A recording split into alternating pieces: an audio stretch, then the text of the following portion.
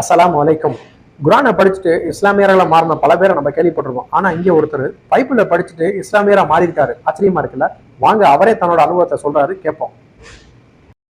பொதுவாகவே கிராமங்கள்ல பாத்தீங்கன்னா கிறிஸ்துவர்களும் பாத்தீங்கன்னா அழைப்புகளை கொடுப்பாங்க. அப்படி கொடுக்கப்பட்ட அழைப்புகள்ல நானும் ஒருவன் தான். அந்த பைபிள்ல இருந்த ஒரு வசனம் தான் என்ன இன்னைக்கு இஸ்லாம் அப்படிங்கிற ஒரு இடத்துக்கு என்ன கொண்டு வந்தது. நல்லா கேட்டுக்கோங்க.